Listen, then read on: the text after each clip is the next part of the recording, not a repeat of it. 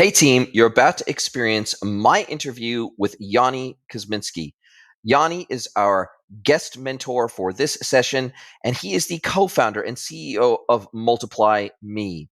And Multiply Me is an outsourced talent agency that helps brands, specifically in the e-commerce space, build e-commerce teams, build Amazon sales teams, and to also build digital and e-commerce agencies. Yoni has experience with all forms of outsourcing, offshoring, and I think his information and his experience are going to be super helpful for my audience as they look to perfect the art of outsourcing. Enjoy. Welcome to Mentoring Moments. Mentoring Moments is a sub-series of the E-commerce Edge podcast. It is composed of clips taken from Jason's one-to-one and group mentorship sessions. Hello, everybody, and welcome to another episode of the podcast. I have another screaming good episode. I'm telling you right in advance that this is going to be an absolute banger of an episode that you do not want to miss. And it is my pleasure to welcome Yoni Kozminski to the pod. Welcome, Yoni. Jason, honored to be here, really. Mate, it's awesome to have you along for the ride today. Now, you're based in Tel Aviv, but that does not sound like a Tel Avivian, is that a term? Tel Avivian accent. So how did you end up in Tel Aviv? One, it is a term, Tel Avivian. You got that spot on. And two, the accent, thankfully, you're recognizing it's not locally sourced. I grew up in Australia, and I ended up here by way of LA, actually. I spent 3 years in LA, and there was a big wide world out there, and was just excited to see what would happen. And it's been 10 years, really, since I left the shores of Australia and really dipped my toes into the e-commerce, Amazon, and just digital space in general, really. And you've been, I guess, what we would call a serial entrepreneur. I think that's a funny term, but it seems to be the term that's stuck for anybody that started and scaled more than one business now. And you definitely fit the bill in that regard. You've been a partner at eScala, founding partner at South Cole, co-founder and CEO of Multiply Me. And so you've got this background of working in entrepreneurship, starting businesses, growing businesses, scaling businesses. But how did you go from that to working specifically in helping digital and e-commerce businesses scale? What was the attraction there? Yeah, I also find it really weird, that term serial entrepreneur. And when people have it on their LinkedIn profile, it makes my skin crawl a little bit. Do it, don't say it situation. Maybe we can coin something new like portfolio entrepreneur or some other maybe sexier term for it. But until then, you'll just take it and you'll feel a bit uncomfortable. But how did I make the shift was the question that you asked from actually helping people in the e-commerce space. My background for 10 years before I had started my first business was in the creative advertising and digital marketing space. So everything that I had done up until that point before I started my own ventures was strategy and execution for the likes of Sony, MasterCard, Mercedes-Benz, Medtronic, from everything from web development, design, media buying, strategy, and the actual purchasing of tens of millions of dollars of media to TV commercials and live activations, and working with designers, creative directors, developers, content writers. The list goes on, but that was really my proving ground, or the first 10 years. And that first experience in my career was really growing up in these types of businesses and learning the ropes from some of the biggest companies in the world. And I guess the shift for me came when I dipped my toes in and was a co-owner of an e-commerce business and was taking all those learnings and practicing what I had been preaching for a decade. And what's interesting about this, and we'll put this out because we really are trying to, through the podcast, we're trying to educate, we're trying to lift up, we're trying to send the ladder back down again. We're trying to help people grow their businesses in an efficient way, a way that is actually scalable and sustainable. And so that's one of the reasons why I decided to introduce the Mentoring Moments sessions on a Monday.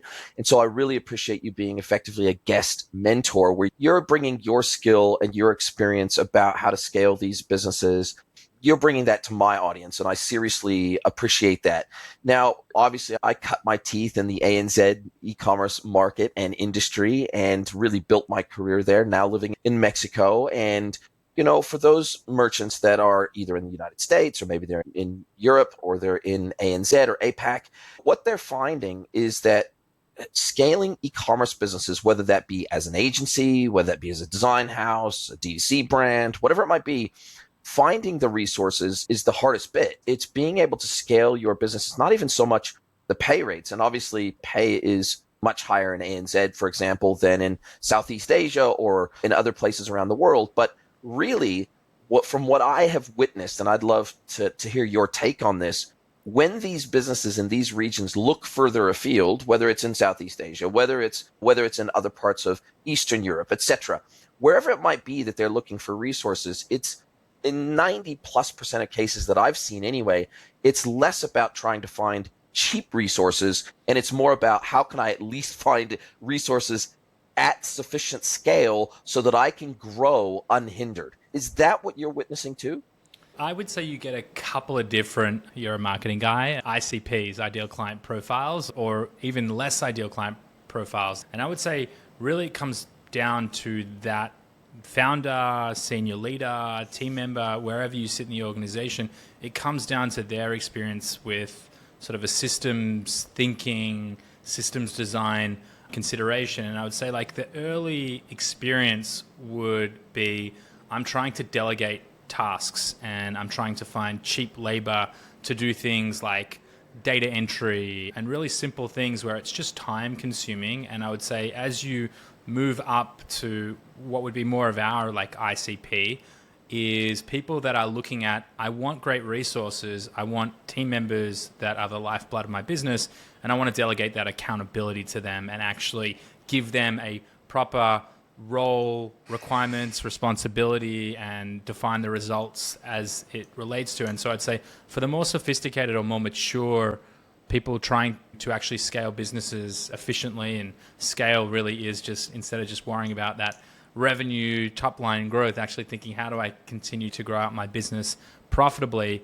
That's when you start to find people that are looking for just resources that can really deliver the work at the level that you would expect. And I know this is like a bit of a long-winded answer, but the last point that I'll share with you is that one of the interesting trends throughout this whole COVID experience, you had like the Great Resignation in the US and even globally, is that people didn't want to work. And so then I would say it pushed us even further into saying, I want to find people who are motivated to actually deliver on the outcomes. And so I think that ultimately we're seeing a world today where more people are open to and understand that value proposition.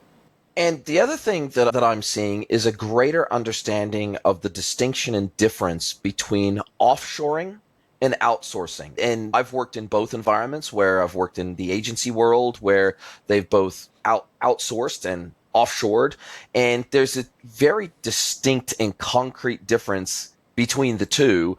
And they both have their pros and cons. And in some cases, I guess if you're outsourcing, so you might have let's say you have a dev agency based in India or based in Vietnam or based in Ukraine or whatever it might be, and you're wholesale outsourcing large bodies of work, effectively almost like white labeling their work. You're doing all the sales, you're doing maybe the project management or the program management, and then you're just tossing the work over the fence to another agency or another business in that part of the world.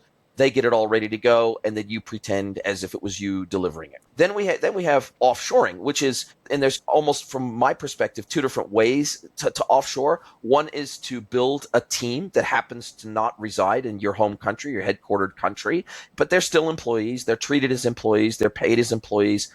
They join your scrums. They join your sprint meetings, etc. And then there's offshoring that is more like, okay, we have an offshoring business that builds a team maybe in their office or whatever it is, or builds a pod in their office on our behalf, but we don't treat them like we would an internal team member in Australia or New Zealand, and it's still a form of tossing work over the fence. And of all of those scenarios that we can set up offshore teams based on, what are you seeing that works the best? I got my own take on this based on my experience, but you're a guy at the coalface every single day dealing with this. What are the types of organizational structures that you're seeing super well when you need team members that don't necessarily reside in your home country? Wow. Jason, I need to take that clip and play it for everyone to really understand sort of the key differences between the different models. And we could even take it a little bit further, but I would just say what a pleasure it is for me to hear you be able to articulate so eloquently the different types in such simple English. Anyone who's listening, I'm sure right now you have a deeper understanding of the different types of businesses that exist in terms of finding talent outside of your four walls and offshore or remote or whatever language you want to use than you did. So I'm thanking you for the audience. I would say, to answer your question, I would say it really depends, which is a roundabout answer, but I'm going to explain to you the pros and cons of each. And I think it comes down to who you are and what business it is you are trying to build and what you want your service delivery is. I would say I have 3 businesses currently. One is a staffing company out of the Philippines that is more of we help build people's teams. It's more of a recruitment model where we handle the back office, payroll and healthcare and social security. And I have a process improvement consultancy that does everything from process mapping and org strategy and design. So we deal a lot with this stuff on a daily basis. Like you said, I'm sitting here, sootied face and really up against it. And I would say, I think the one question you want to ask yourself first is, one, what is my objective here? So if it is, one, I really want to have a degree of control and ownership, and I'm committed to my company culture and what I am building and what that looks like, then I would say that the solution whereby you are having a recruitment company like us find you talent and they work for you exclusively, it's your full-time employee, that is something that gives you a high degree of control and ability to find the talent, source of talent that is specifically in the wheelhouse of what you need. Now, it's going to take you longer. If you've never done this before, I would say it's definitely harder. If you're not a good manager, if you haven't gone through these processes, sure, we even have solutions to help guide people through this process. So I'd just say in general, like, that's another person that you now have to manage. And as you build this, you need to have a degree of competence in managing people and then also in a remote environment. I think ultimately more control in that model, more requirements in a management perspective, but lets you build your own culture and you have more accountability and ownership. Conversely, to hire one of these dev shops, or let's say you came to a company and you said, I need a customer support function. I'm a big company already. I want 20 agents. So they're typically going to be able to hire like a manager. That manager will build out that team for you. They'll build like a service level agreement, an SLA, and it'll be response times in this amount. And they'll manage a lot more of the hiring, firing, auditing, checking. Obviously, there's different pricing models attached, which I don't know that we need to necessarily go into, but at a high level, that model is more like renting talent, whereas this is more like purchasing them, if you will, or that you own the relationship more. And that you'll probably get places quicker. You have less requirements on you. It'll probably cost a little bit more, especially if it's over the course of time. But you'll also have a bit less control, and you're not necessarily always picking who the team members are. So really it comes down to a few things. If it's externally facing, for example, and you really want a high degree of quality control, then the other model will have its pros and cons, but there'll be challenges attached to that because you have limited control. Whereas with the offshoring model, where it's just augmented staff, there's more responsibility for you. You have to be really clear on your onboarding strategy, on tooling, processes, all that stuff, because you're providing all the infrastructure for them. Whereas obviously if you're outsourcing, which means you're using an established business working in that particular space, they've usually got their own tooling. They've usually got their own, whether it be project management, if it's a call center, they've got their own call center tooling. They're doing the hiring, they're doing the firing, they're doing the training, they're doing the upskilling, they're doing the mentorship, they're doing the monitoring, and they're setting the performance KPIs. They're doing all of those things on your behalf. Yes, on your behalf, but culturally speaking, they may not have the same type of culture you have in your business because they're the ones defining culture for their business, because they're running that as a standalone business offering effectively a contracted service to you. Same with a dev shop or same with a design house or anything like that. If they're offering contract services to you, then they're trying to be as efficient as they can to be profitable in their own business, as opposed to if you're offshoring, then it's up to you to use those resources as efficiently as you can to make sure that you are profitable using those resources. That, say, for example, a company like yours, yes, you're helping with maybe to identify the team. You're maybe helping to do on the ground interviews. You're maybe helping to make sure and do background checks. You're making sure that you comply with local legislation, taxation, days off, all that sort of stuff. You're helping them comply in region with that talent that is part of their team in region.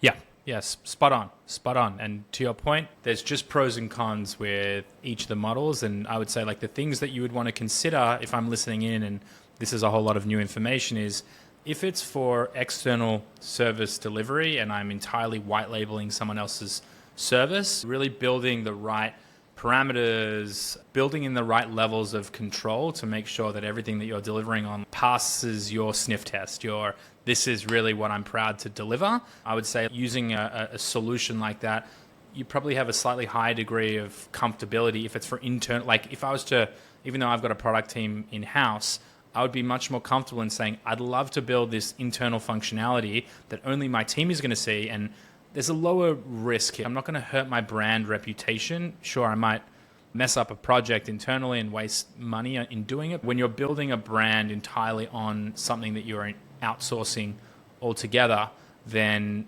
there's an inherent risk attached to it. It can be done quicker, but has its risks. If something should happen to their business or how they operate or things like that, then you just have less control. And I guess what you're making a really clear distinction between is, say, for example, internalized development. So let's say I'm a product company. And so let's say I'm Xero or I'm NetSuite or I'm whatever. I'm building an AI startup, whatever the case may be. It's a totally different kettle of fish to hire, whether it be outsourced or just purely offshored. It's a totally different kettle of fish if they're building something that you ultimately vet and clear before it goes into production and gets out into the wild. It's a very different thing than if you're building something on behalf of a client. So if you're building websites, e-commerce websites on behalf of a client, that's something that they then have to expose to their customers. And so they will have a different expectation and you will have a different expectation perhaps of the quality or the understanding of their business or the understanding of their customer base and the type of experience you're trying to create. And I think one of the other discussions that by definition comes into part and parcel of this is cultural differences in those either outsourced or offshored countries. And I'll give you one example personally. So there's a lot of IT and e-commerce outsourcing that happens to India, for example. It's a very common place. It always has been a common place. I think it always will be. But culturally, and I've worked with many Indian companies over the years, and so some are absolutely amazing, just like anywhere in the world. Some are absolutely amazing, some are average, and some are not so great. But one thing is that the cultural differences mean that when you ask for something in the Indian culture, even if they, in their heart of hearts, know that's not really in our wheelhouse, that's not really what we do, we can't really deliver in that way, they will say yes, and then they will try to figure it out on the back of that. Because culturally, it is not culturally as acceptable to say, no, we don't do that, we do this other thing, and if you want this other thing, then we can do that. And so you have to be really empathetic, and you have to have a deep understanding. Especially if someone is not working through an agency like yours, and they're going direct to the market in region to try to find resources, you have to be very sensitive to how that culture operates just naturally, because you could end up getting burnt, not because they're intentionally trying to burn you, but because the way that they speak, the language that they use, and the way that they offer services and deliver services is different to your home country. And if you don't recognize that, then that's your own fault. You got to wear that, don't you? Spot on. And that's for every geography. It's funny. My co-founder Lippy put something on LinkedIn a while ago, and I can't remember the exact X and Y axes around it, but it's risk aversion or conflict aversion, and directness was one of the axes, and the other is like how open and transparent they are with communication as the Y, let's say. And one of the things for us is, well, we sit in Israel, and as in Lippy and I sit here, I'm not bullish about trying to find tons of Israeli clients, because when you look at the cultural differences between Filipinos and Israelis, what you'll find is Israelis very direct, arguably the most direct cultures on the planet, and very comfortable in just sharing whatever it is that's on their mind. And they could have a screaming match in front of you and hug it out 3 minutes later, and it's no skin off anyone's nose and everyone's friends. And that's just the culture. And it's great when you're all aligned. But when you look at Filipinos, for example, much more reserved, very reluctant to share. Indians, like, they're reluctant to share if they have challenges. They'd rather try and solve the problem. And if you were to come down on them, shout at them, not build a degree of trust, and off you go, they just wouldn't show up to work the next day. That would be the end of that professional relationship. Again, I'm making like sweeping generalizations. But there are generalizations. It's like being in Mexico here. They're more like the Filipinos in that they're gonna avoid conflict. They're going to try to find a way out of a conflict as quickly as they can because they're just generally a happy people and they want to be happy and they want to live a life of happiness with as little friction as possible. They're very family and community focused, and because they're so focused on where they live and making sure that they build great, strong relationships, because the government, and I think it's governmental as well in the sense that if the less of a governmental safety net there is, the more reliance on internal people, internal culture, community-led culture, community safety nets. And when you have that, and when you have that interdependence as part of your culture, I think it then automatically means that you try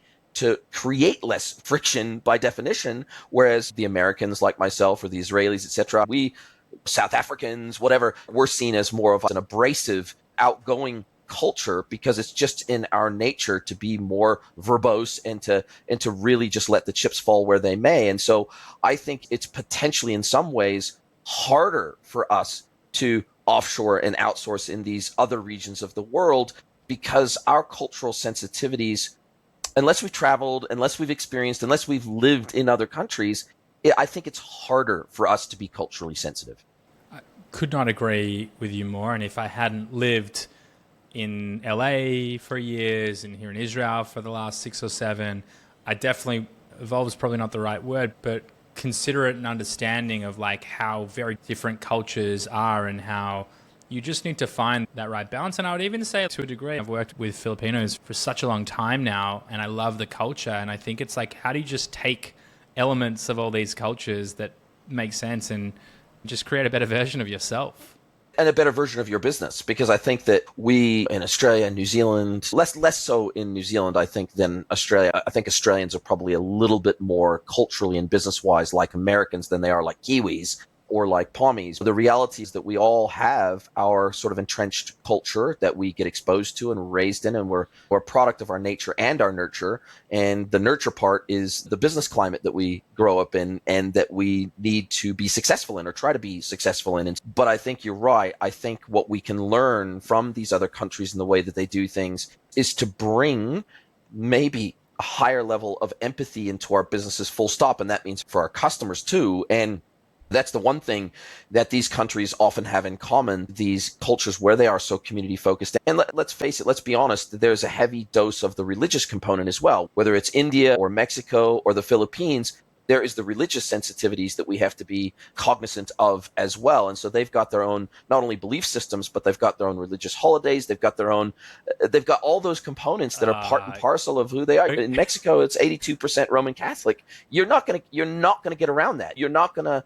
That is part and parcel of who they are in business and in life. And if you ignore that, you will easily offend them. Absolutely. It's just like simple things like not knowing about 13th month in some of Filipino culture. These things will have you lose employees because you didn't know about what is common practice, and some of these really important cultural nuances become really important. And coming back to one of the points you're outlining here, it's also so interesting when you're trying to sell, whether it's e-commerce, online services, into all these different geographies, like what you're going to get from a US-based client versus an Australian client are so vastly different. Like you have someone who, I'll say like an American, very bullish about trying any new solution, give it a crack. If it works, amazing, let's scale it up and hire 50 people. Whereas conversely, it'll take you 3 to 4 to 5 times the amount of time to convince someone in Australia to go with a solution that they don't have enough sort of contextual reference to trying. But once you get in there, you also build that degree of trust and the value proposition is there. And there's probably a higher degree of loyalty, but you really have to understand, especially in the world that we live in today, like you have to understand all these geographical and cultural nuances to get through this minefield. Yeah, and I guess that's where services like yours come in. But if let's say I'm a e-commerce brand today.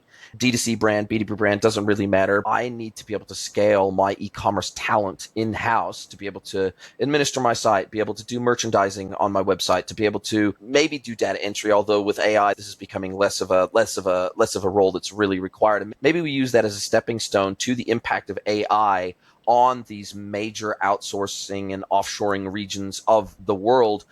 Is it a concern of yours, and is it a concern of theirs? People working in this industry in these other countries, are they concerned at all about AI taking their jobs, or are they thinking, as we continue to scale up our knowledge, our capability, the human component, the things that make us uniquely creative, other than just being robots where I'm just doing data entry all day long, okay, sure, maybe those jobs will be taken over by AI, but the human component, the human touch, which is what a lot of businesses are actually trying to scale, is the human touch. That's the area where we can still thrive despite AI. So maybe we look at that aspect of it.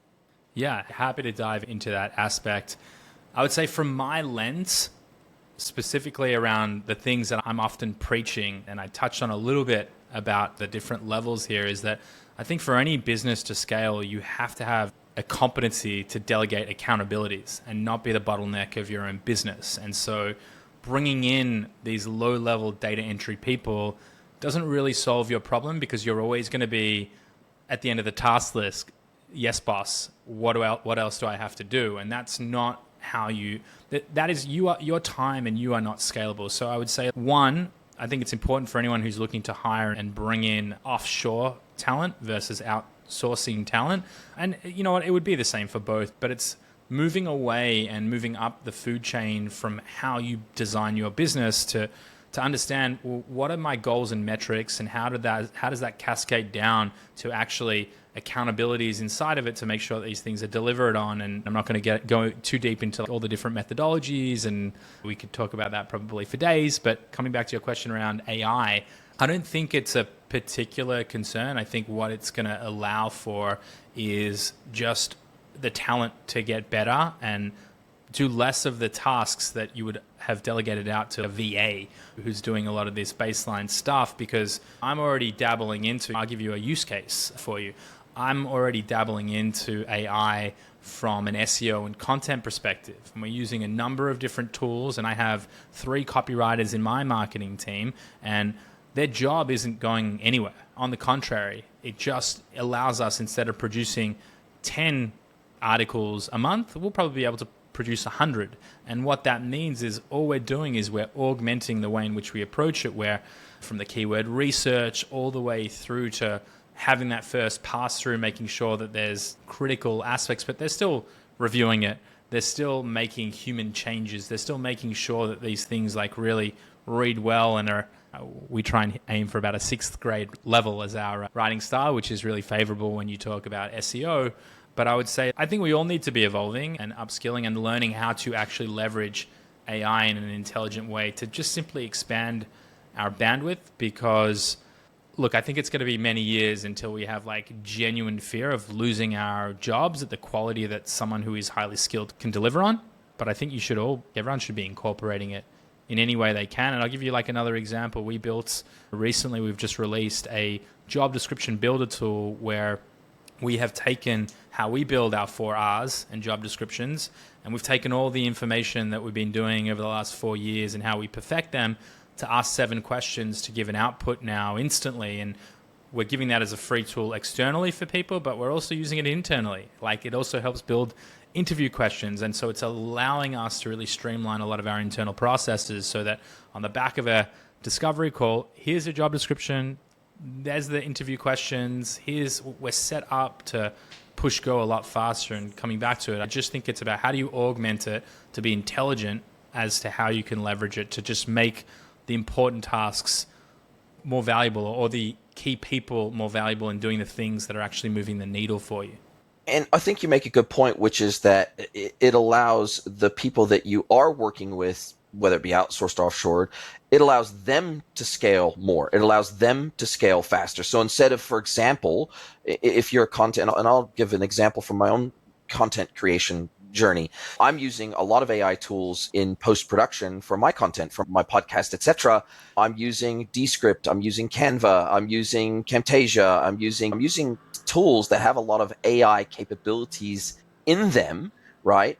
But there still is the human work required. So in Canva, you still have to do the basic designs, and sure, that maybe there's a little bit of help and a bit of AI assistance there, but you still have to create the creative inside the tool, and it still has to end up looking the way you want it to ultimately look. Sure, Descript helps you do an initial cut of an edit and remove some ums and ahs and remove some word gaps maybe from a podcast, but then you still need to do the final post-production with the intros, the outros, and ads and whatever else you need to put in there, and to do the clip selection and for teasers and all those sorts of things. And then even with Opus Clip, for example, that creates the shorts out of the long form video and does it using AI, I still, for example, I will tweak the headlines from each clip. I will put them in uppercase because that's part of my styling and design for the short clips in terms of titling. So I've got a 13-step process, and from all the way from capturing to distributing my content, and it's very defined with the specific tools that I use along that 13-step journey. I've got that super defined. And so when I get to a place where I want to scale this 10x, I can do everything I'm doing right now on my own, but when I'm ready to 10x that, and that's probably within the next 1 to 2 years, I will need additional bodies to help me with that, but they will be using the same AI tools that I'm using, but there will still need to be that human component of it. And I think that's the piece where you need to find somebody that aligns with your business, with your brand, with your tone. You need somebody that understands that at a fundamental human level to then be able to use those AI tools to scale their own capability. Is that what you're seeing in the space as well? Hey team, I get messages all the time saying, Jason, I really love your content, loving the podcast, loving everything you're doing for the community, but I want to learn more. I want to dig deeper. I want to get better at this e-commerce thing. Well, luckily, my good friend, Michael Vax from Commerce is Digital has come out with a solution for exactly these situations. He has come out with training courses for B2B commerce, B2C commerce, and AI and commerce. Michael knows his stuff. He's been in the game for decades. He's worked across brands as well as platform vendors. He really knows his stuff. He has been so generous to offer eCommerce Edge listeners a 10% discount when you follow my link from the show notes to his courses. I'll put the links to the B2B, B2C, and AI commerce courses in the notes. Follow that through, sign up for his courses, and get upskilled on e-commerce today. Definitely. I think just as a general rule, yes. Like, we're definitely not at a point in time right now where all of a sudden, like, all these jobs have been lost today. I think that it's a reality where we're already seeing some high value augmentation. And coming to your point, and it's very apparent sitting here and listening to all the different tools and how you're approaching it, that you have a 13-step method. But ultimately, what will you be able to do? You'll be able to potentially augment. All you have to do, like for my podcast, I record and that's the end of it. On the back of that recording and me recording the intro, I hand it over to my production team and off they go. And it takes them probably 5 hours to produce it and get delivery. But where you would take that, and where I'm sure your head is at too, Jason, is like, all right, I'll get someone to do the research in terms of what are the key topics and find the people. And I'm sure they'll be able to find a tool to help them scrape and understand, but they're still going to have to synthesize, present it. Like, you're always going to need these people to actually have a degree of a real stream of consciousness to actually turn this into something valuable. At least today, I'd be happy to eat my words in the years to come. And I think they become curators, right? And I think that it's the same whether you're a dev house, a design shop, doesn't really matter. Sure, there are tools like Figma, there are tools like Canva, there are AI tools, generative AI tools within Photoshop now. There's AI tooling in all of these production grade pieces of software that we're using today, or a code copilot, for example, that can auto-generate code based on the output that you want. But the people that are super, super good in these spaces, those are really just a starting point. I think you used a really good term there. This is a starting point. It's not the end point. It doesn't create the entire deliverable. These super skilled human beings working in these spaces, they become the curators. They become the producers. They become the editors of the output, right? Because AI still hallucinates. AI still creates a lot of rubbish. AI still just doesn't have that human capability. And there is early evidence that AI-based content being used to train new AI and large language models is degrading the output of those large language models over time. So as a greater percentage of the content online becomes purely AI generated, and then that's used to train new AI, that the quality of the output of those secondary AI agents is going to decrease. And so I actually think that the human element is going to become, there's going to be less human input, but it is going to become more mission critical over time, not less. Sure, in terms of augmenting and scaling, AI is not going to go away. It's going to be increasingly used. But I still believe that human creativity still trumps AI creativity as of today. Now, that may not be true in 5 years' time from now, but as of today, the curators, the editors, the producers, the people that put the final rubber stamp on what goes to market, that is the differentiator. And conversations like this, sure, we're getting to a place very soon where when we can point an AI agent at my 250 episodes of podcasts, it could sound like me, it could have conversations like me, and we could even create an AI agent of you, and my agent could talk to your agent, and we could create something that looks pretty realistic today, but they will not be able to have that stream of thought conversation that you and I are having right now. Not yet, anyway.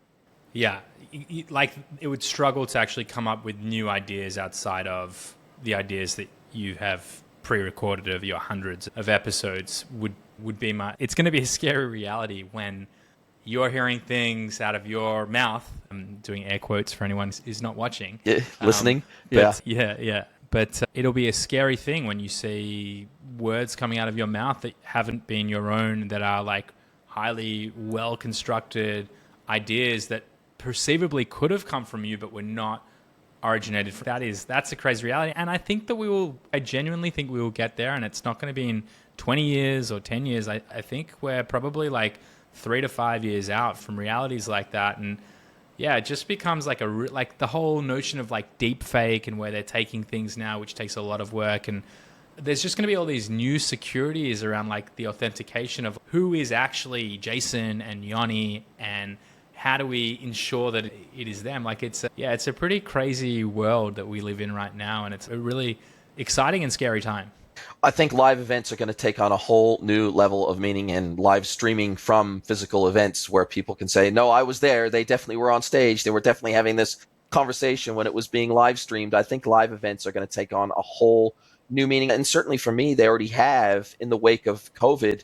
I have a newfound love. I have a newfound respect for in-person conferences, for in-person roundtables, for in-person keynotes. It's maybe I won't learn anything new that I couldn't find through Google or YouTube, sure, but just being there in person, just having the human connection and having conversations like we're having right now has taken on a whole new value for me. Now, if we switch gears, you've seen announcements, I'm sure, by Shopify and BigCommerce that they're starting to integrate heavy use of AI. We look at the new Copilot that isn't in the wild yet in Shopify. Toby's done his recent demo of that. We have the new subscription capability in the platform. We have the new bundling capability in the platform. We have Gen AI able to produce in Shopify today, starting emails, starting blog posts, product descriptions, all based on AI. Some of it's visual AI, some of it's purely based on machine learning and other product tags. But BigCommerce is already talking about weaving Google's AI into the platform for things like product descriptions and content. So we're definitely getting to a place now where almost every single platform we touch in the e-commerce and digital space has some form of AI built into the platform. And how is that affecting the type of teams that you work with in an offshoring environment? How is that affecting their ability to do their job? Or do they just see, hey, that's just going to give us superpowers in the same way it would give an internal team superpowers in Australia, New Zealand, the United States, wherever they may be based? Yeah, I would imagine with enough ingenuity and proactivity and investment in terms of their time and focus, I would say that it would be the same. And for business owners, that just should become a high value added benefit, that you're now getting even more bang for your buck, or you're even more well leveraged to continue to scale your operation. That would be my position today. Personally as well, I'd love to see a lot of these really rudimentary baseline tasks be wiped off, so that for a few things, when I think about the evolution of what the work of tomorrow looks like, no one wants to be doing these piecemeal, very simplistic tasks. And I would say for most people who are employed, who are looking for the people I want to be working with, the people I want in my team, I want them to be pushing to evolve and to learn and to grow and to be trying to be as useful as possible.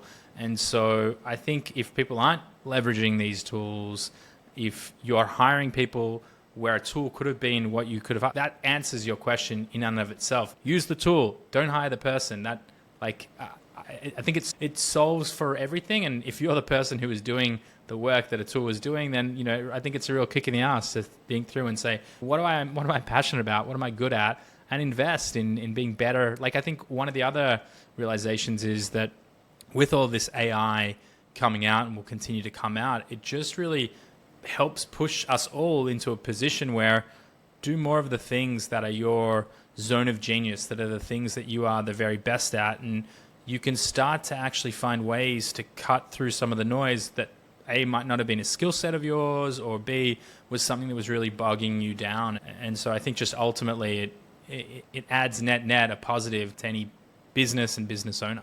And in your experience, what are the types of businesses and tasks and responsibilities that you're seeing be best outsourced or offshored? And are there specific regions in the world that you think, because of their cultural uniqueness or differences, that they may make better sources of those types of skills?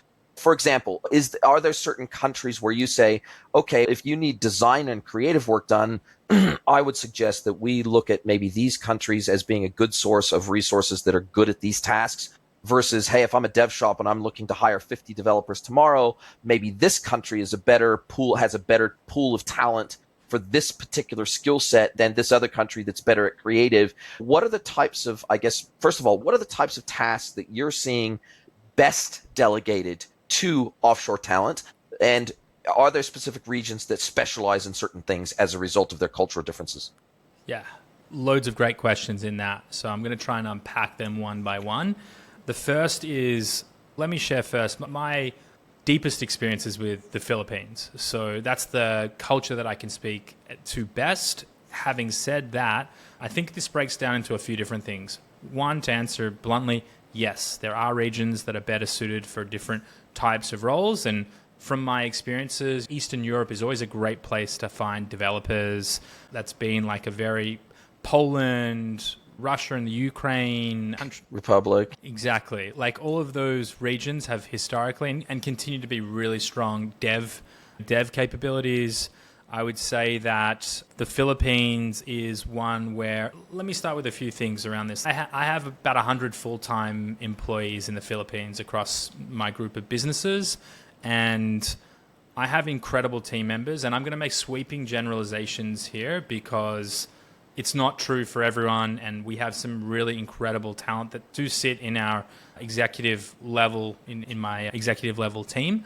But I would say in general, what I've found when you're augmenting teams, like one of the really important things is thinking through what is someone's salary, right? So if you're looking at salaries that are ranging from how we're paying our team members, anywhere from $800 a month to the higher end might be close to about $5,000 a month. Most of our clients wouldn't be paying up at that sort of $5,000 range. You're probably looking at between $8,000 and $2,000 would be a monthly salary of the average people we're placing.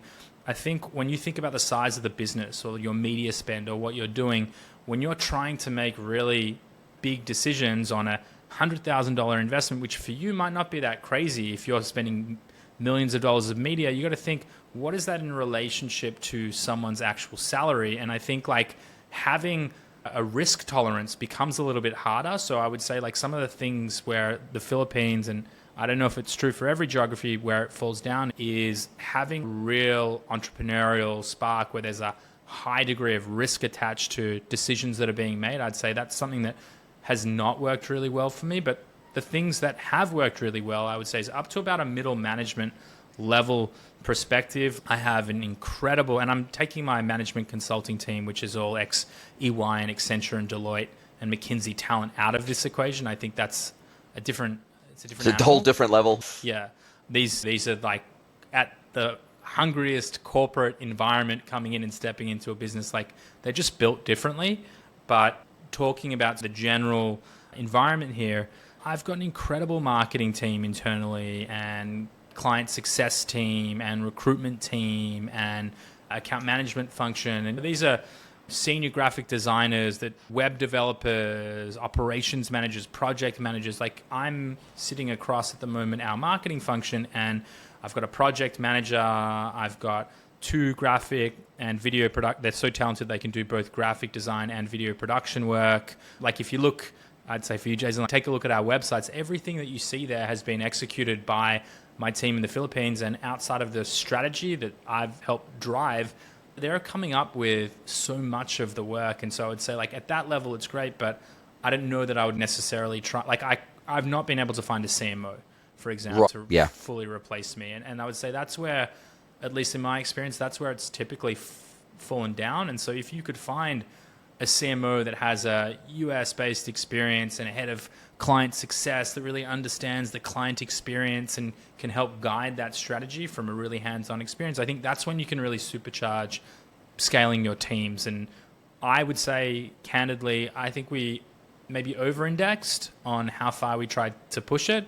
And so now we're growing and everything's really good, but I'll always sit and question and say, if I had invested in 4 or 5 6-figure people that were locally based, what would our reality be if we'd taken that approach? And so just sharing with you candidly, like, there's pros and cons to everything that you do, and it's, are you okay with the trade-off?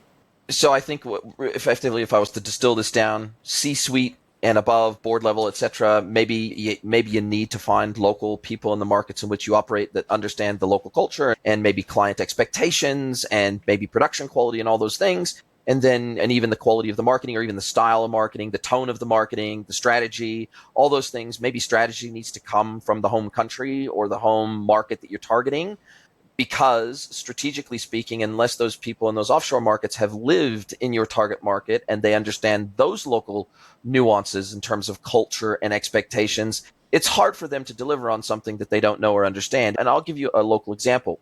So a lot of Mexicans here in Mexico, they went to university in the United States. They maybe have lived in the United States for many years, and then they've come back to Mexico because it's their home country. They love it. Their family's here. And so they've come back to Mexico. But, that experience, they may have lived in the United States, for example, for a decade, and then come back to Mexico after their tertiary education, etc. Those Mexicans that are back in Mexico, they have a really nuanced understanding of the American market. Like, it's super nuanced.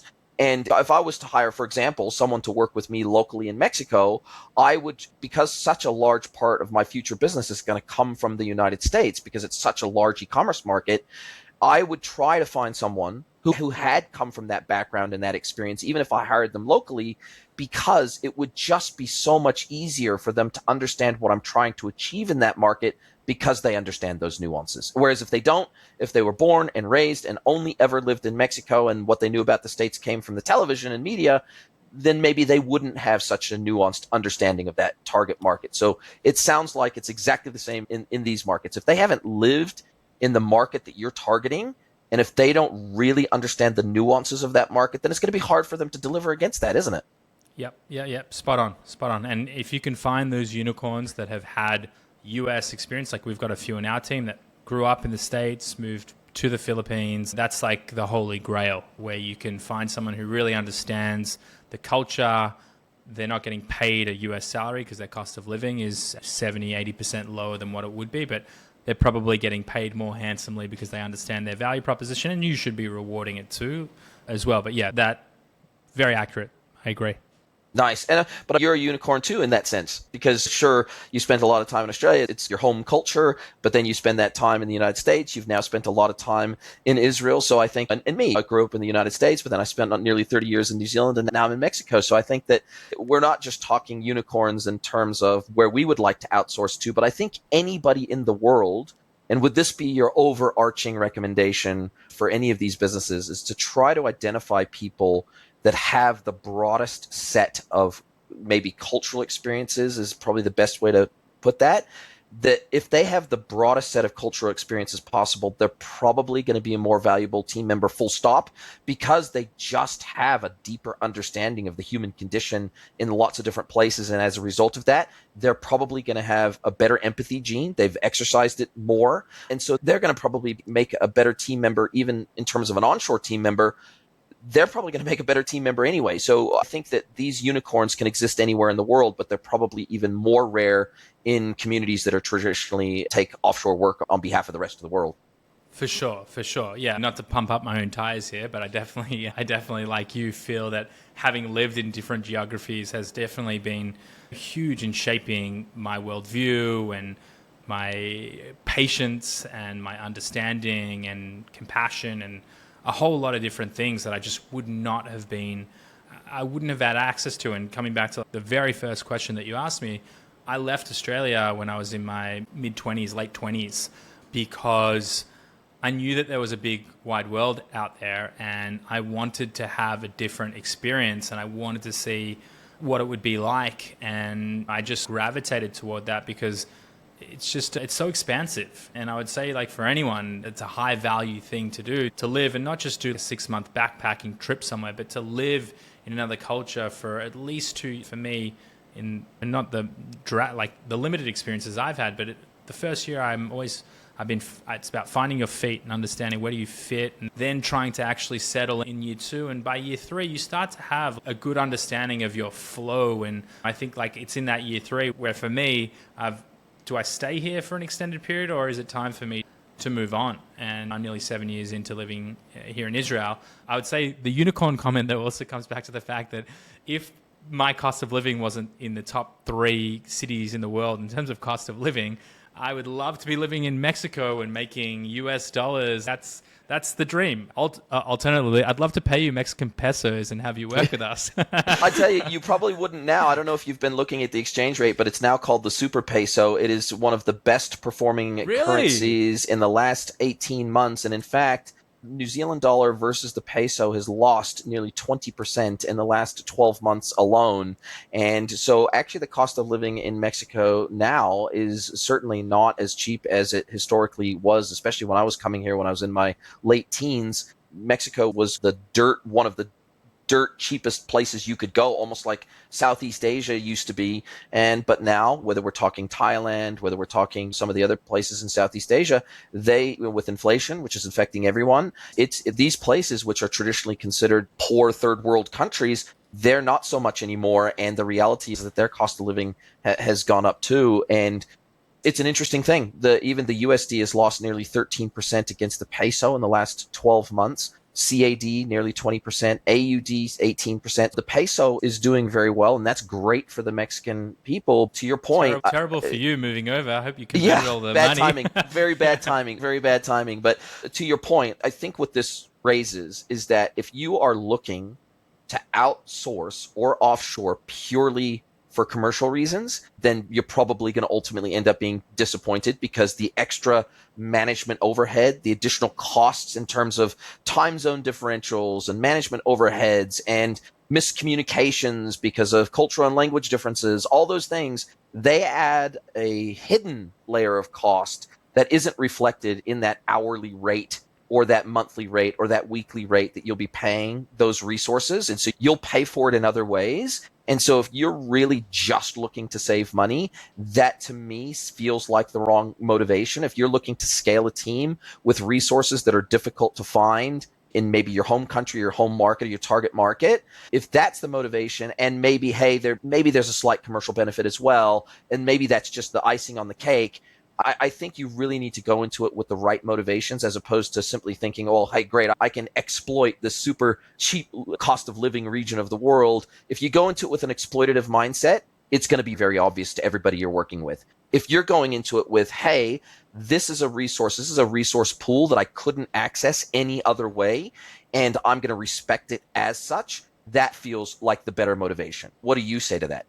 Yeah, totally agree. I would say you still are going to get those cost-saving benefits. Like, anywhere you look at it from, even if you're going for with the numbers that I threw out to you, you're paying anywhere from $5 an hour to at the upside $20 an hour. Like, you will, even when you're paying $20 an hour at the sort of upper echelon here, you're typically not finding locally based employees with those skill sets at a comparable price, or even probably a quarter of that price, 4 times to 5 times that price. So I think it's definitely there, but I think you brought up some really great points in that if you're just looking for cheap talent, then you will pay a price from an operational standpoint and a managerial standpoint. And those are the things that, coming back to it, delegating accountabilities and not tasks, and understanding how valuable your time is to build the right operational infrastructure to allow that. And then the other point that I'd raised before, in that if you have the right local people, this becomes like an incredible extension to your team to continue to actually build and scale a company that can really drive on the value that any locally based company will. And I started Multiply Me because I had the experience working with the largest companies in the world. And I realized when I was building my own e-commerce shop that I was actually able to deliver the same quality of work without really compromising on anything. And I was doing it at probably 20% of the price that we were doing it in the US. And that was really the aha moment, is if you understand how to build those structures and build a highly functioning team in a remote environment, then it's a real winning combination for you. And as we come to the close of our time together, and I so appreciate all of the experience and wisdom that you've shared with the audience today as our guest mentor, what would be your top tip if somebody says, okay, cool, Yoni, I'm bought in. I'm a believer. I think that you make some really good points, and I want to explore building an offshore or an outsourced team of some variety, but I do not even know where to start. Short of coming to somebody like you and basically having you do all the heavy lifting on their behalf, what is the first thing that they really need to do before they start thinking about building teams outside of their home country? What's the top tip that you would say, whether it's an e-commerce brand, a dev shop, building an internal product that they're going to the world, SaaS product that they're going to the world with? If they're operating in this space, what is the first thing they should really think about? So I think it comes down to if you're a novice or an expert when it comes to your maturity in building out teams historically.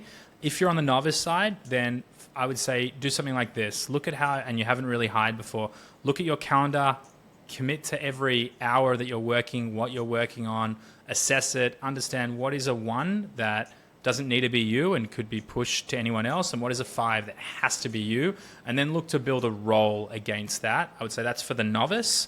For someone who is much more astute, experienced, has built teams, understands, really look at your business metrics and objectives and understand, what am I trying to achieve here, and what are the key accountabilities and responsibilities that need to be taken off my plate so that I can be free to focus on running the business, growing the business, doing the things that I am individually best at, and then on the back of that, building a job description that encompasses those accountabilities. For anyone out there, as the stand-in mentor here, we've got a lot of these free resources on our website. So we have a Miro board where you can build, and I teach you how to build an accountability and an org chart with templates. We've got a free job description builder on our Multiply Me website that you can go to. We've got nearly 300 example job descriptions. We've got salary, like we have all of this stuff. So I'm just saying, if you're looking to do this at home, check out our websites, and I'm happy to send you, Jason, to put in the show notes some of these free downloadables. But that's, in short, how I would approach it depending on where you're at in your journey. Love it. Love it. And best place for people to get a hold of you, Yoni Kozminski. I'll put a link to your LinkedIn profile in the show notes. But is that the best place for people to get a hold of you, or how would you prefer email? How's people best to find you if they want to have a yarn with you? So LinkedIn's definitely where I'm most active. So you'll find me there. But if you want, you can email me directly, just Yoni and multiplyme.com. We are escala.com, southcole.co. Any one of those will land in the one inbox, thankfully. Love it. Love it. Now, we're at the time where I get to flip the script, hand the microphone over to you. Let you ask me one question, any question you like, personal, professional, can be anything you like. So, Yoni Kozminski of Multiply Me, what is your question for me today? Ooh, wasn't ready for this flipped scripting, but I love tossing it over the fence. Yeah, no, I like it. I would say you're someone who's extremely knowledgeable around a whole lot of different areas, and just your ability to articulate sort of those differences of the models is really impressive to me. I'd ask you the question, what are the areas that excite you most when you talk about your involvement in business, being someone who is producing a ton of content, speaking on stage, coming up with what excites you the most? What's the thing that you look at and you say, this is what I could do for the rest of my days? Yeah, look, I would, in a perfect world, if I could shift from, I expect this hopefully to happen sometime in maybe the next 5 to 10 years, I would like to be spending 80, maybe 90% of my time creating content at scale, and then maybe 10 to 20% of my time doing consulting so I keep the sword sharp. Because I think it's hard to create relevant content when you are no longer in the game, right? The reason why my content, I think, is relevant and on point is because I'm still consulting very heavily, and it's a big part of my day, right? So I'm working with new businesses in new markets, in new regions. I'm helping them scale. I'm helping them to do solution architecture, search and select for technology and partners and vendors and all the rest. And so I'm keeping the sword sharp on an almost daily basis. But I guess my concern would be if I got too far away from that and it all became theoretical, then my content would maybe lose its edge a little bit because I wouldn't be as relevant. I wouldn't be as current. I wouldn't be as on point as I am. And so I do want to strike that balance, but I want it to skew more heavily towards the content side because I believe that one of my gifts is speaking and writing and coaching and doing those types of things. I think it's a gift that my mother gave me, frankly. She's super outgoing and she's been a teacher before. And I just think that I got a lot of her genetics in me. And so I think it's as natural for me to be having a conversation like this as it is writing on LinkedIn or as it is writing documentation for a client. So it's all part and parcel of who I am as a human being. And so I'd like to share more of that gift with the world at scale. But because still the bulk of my income comes from my consulting work, it's a struggle. The struggle for balance is real. And so for me, when I can get to the point where the content side of my life is bringing in more of my income than the consulting side, that will put me in a position, I think, where then I will have to scale a content team. I'll have to build a content team around me to where I'm coming up with the ideas and the strategy and maybe doing the interviews like this. But then the content team takes care of everything else. Almost like, I guess, what Gary Vee did. In the very beginning, he was doing it all himself and he was recording it on a camcorder. And now I think he's up to a team of about 30 people on Team Gary Vee that are taking care of all aspects of his personal brand. Now, do I think I ever will or want to get to that level? No. But having a team of, say, maybe 4 to 5 people wrapped around my content engine, I think that would be amazing. And that's where I would love to get to in the next 5 to 10 years. Unreal. Love it. Awesome, man. Listen, Yoni, this has been a fantastic conversation. I appreciate you dropping by the pod. I appreciate you dropping all these knowledge bombs. I will put all of your businesses and your link in the show notes. So everybody go and check out Yoni's content through Amplify Me and all the other businesses that he is running. Thank you so much, Yoni. Can't wait to speak again soon, mate. If you'd like to get mentored by Jason for free, head over to greenwoodconsulting.net, scroll to the bottom of the page, and click Get Mentored by Jason.